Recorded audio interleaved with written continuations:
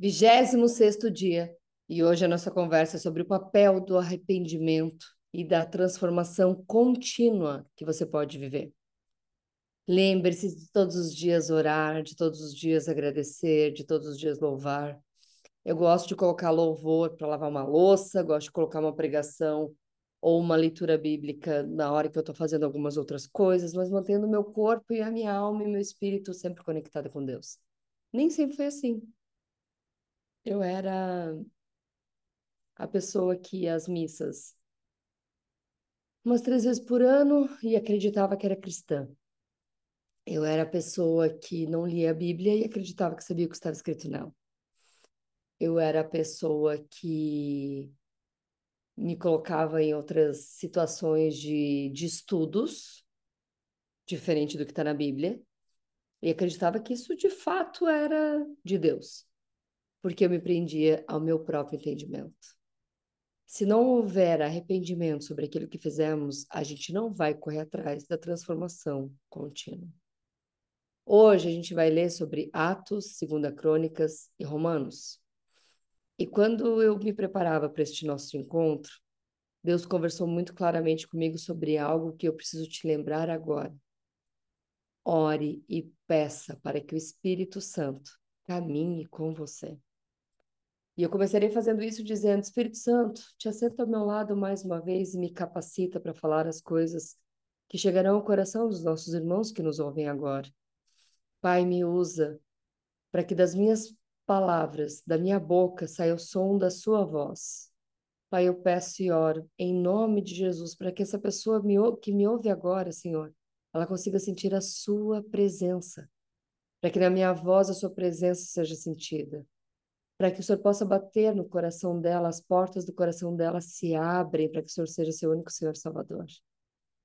Pai, eu peço para que ela tenha clareza e discernimento de fazer o seu culto racional, se entregar em sacrifício, sabendo que isso, esse sacrifício, esse trabalho, isso que ela fará a partir de agora, Pai, é entregar tudo que ela faz, tudo que ela pensa, tudo que ela fala para a tua honra e glória.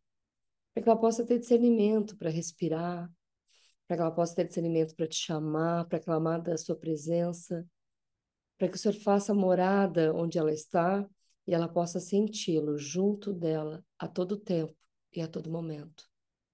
Senhor, eu peço em nome de Jesus. Amém e amém.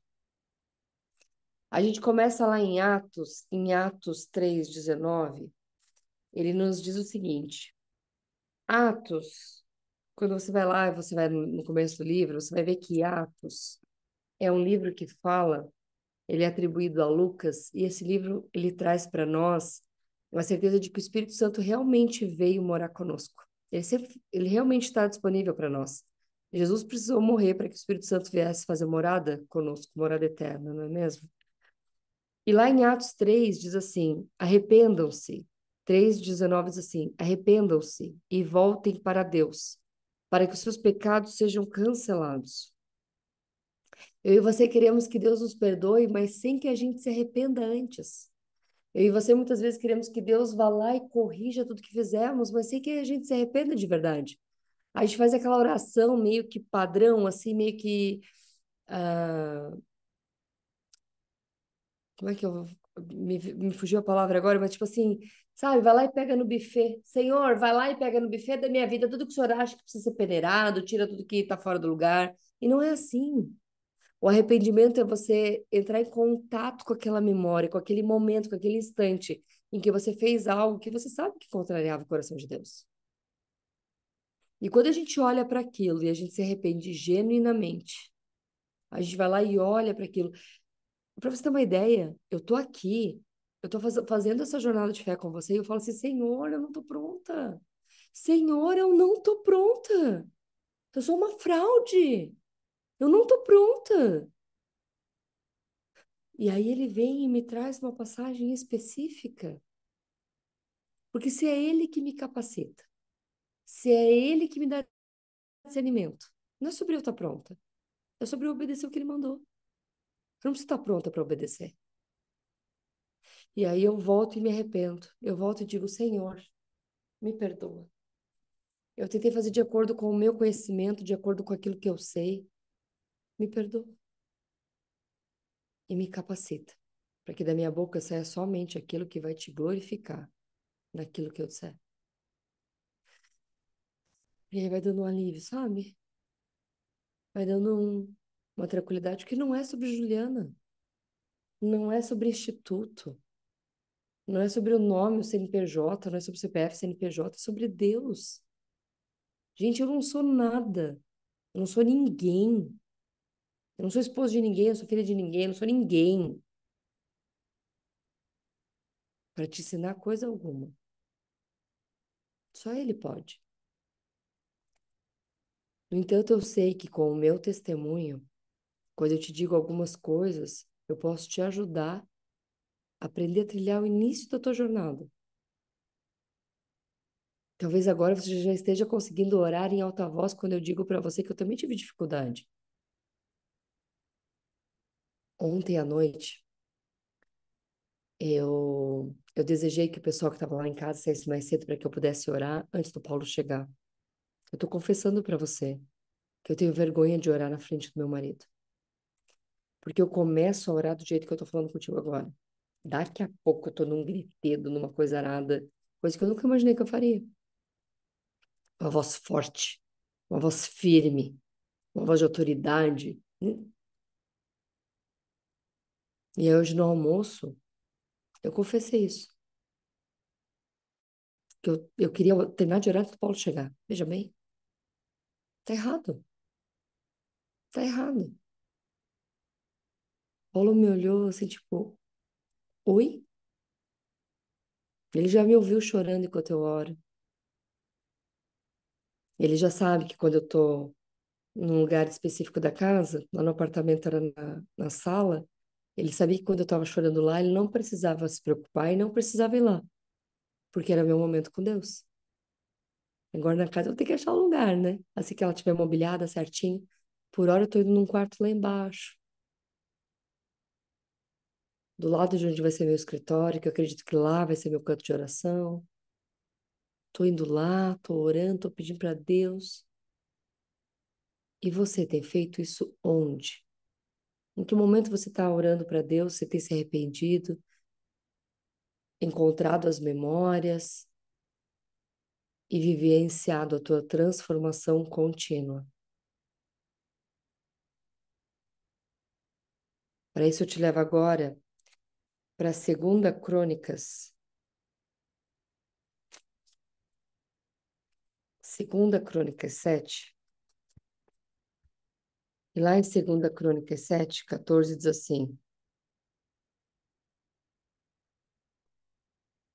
Ai, meu Deus, é sobre quando o Senhor aparece para Salomão, quando Salomão acabou de construir o templo do Senhor, do Palácio Real.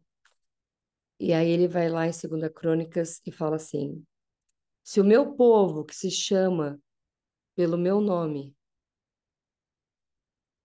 se humilhar e orar, buscar a minha face e se afastar dos seus maus caminhos dos céus, o ouvirei.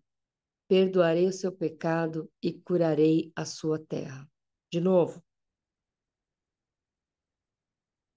se o meu povo, que se chama pelo meu nome, o povo de Deus, se humilhar e orar, buscar a minha face e se afastar dos seus maus caminhos dos céus, o ouvirei.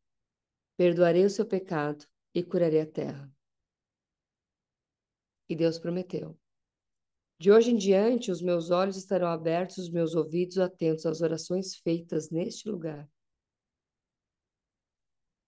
Deus está pronto para nos ouvir naquele lugar que a gente vai chamar do nosso lugar de oração. E o lugar de oração, o templo de oração a Deus, lembra que Jesus disse que construiria sua igreja em 3 dias. O corpo de Cristo, é a igreja. Este lugar, este corpo, quando desta boca sai uma oração, eu posso estar no trânsito, eu posso estar no escritório, eu posso estar na casa, eu posso estar em viagem. Este lugar é o tempo de oração com Deus. Recentemente eu fiz uma viagem a Brasília Eu não sei até que ponto você conhece um pouquinho da minha jornada, mas eu era advogada, e quando eu falo eu era, é porque eu não atuo mais ativamente, tá?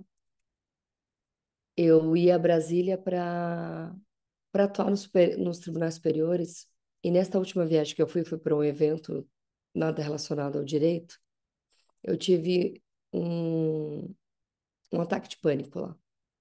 Taquicardia, uma dor, uma coisa sobrenatural, assim. E eu liguei para uma amiga e pedi ajuda para eu orar. Eu não conseguia orar sozinha.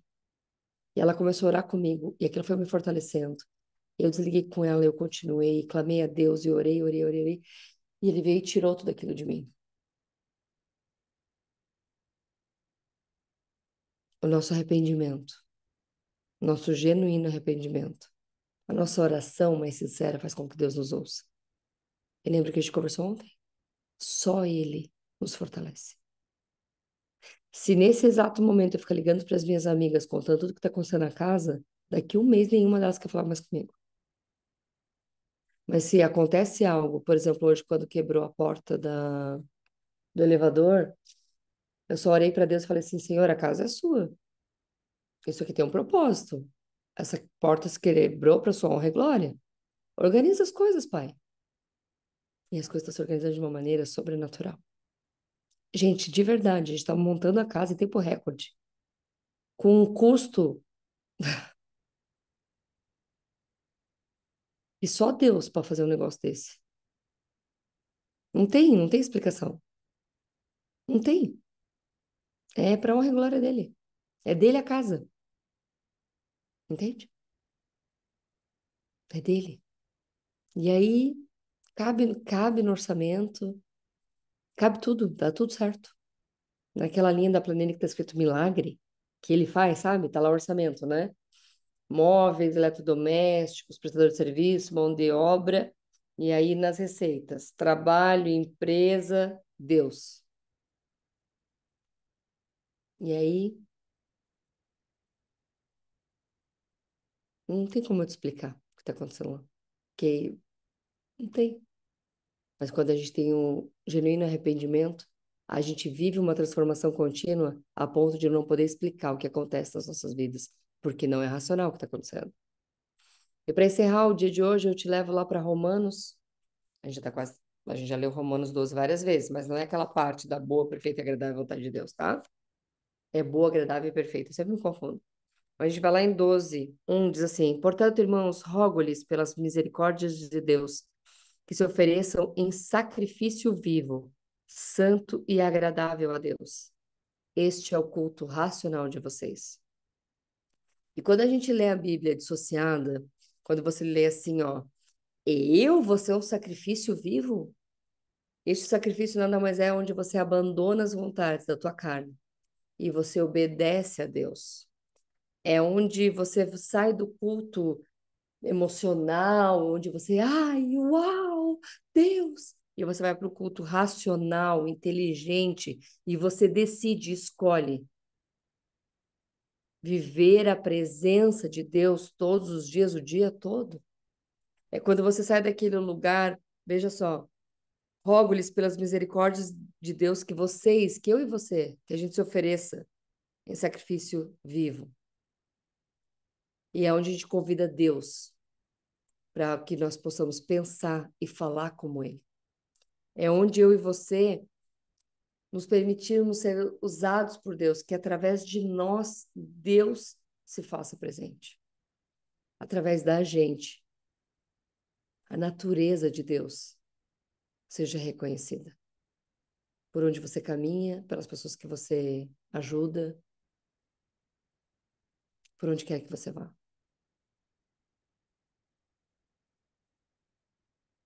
Se você tem dificuldade de dar esmola, dê, mas olhe para a pessoa. Deixa ela ver Jesus em você. E se você for uma figueira seca, que só suga os outros, que quer que todo mundo faça por você, sirvam a sua mesa, lembre-se que até Jesus veio ao mundo para servir e não para ser servido. Se arrependa, um genuíno arrependimento. Olhe para as coisas que você está fazendo que não estão de acordo, para que você possa viver, então, a boa, agradável e perfeita vontade de Deus. 26 dias juntos, mais da metade dessa jornada de fé. Eu espero que no teu coração já queime a presença de Deus e que você sinta que pode ser usada por Ele para tudo que você fizer, desde lavar uma louça, carregar uma caixa e fazer tudo o que for necessário, que não saia uma palavra de lamúria e de reclamação da sua boca, e que Ele possa presenciar em você a boa, agradável e perfeita vontade dele, também em ti. A gente se encontra amanhã, no 27º dia.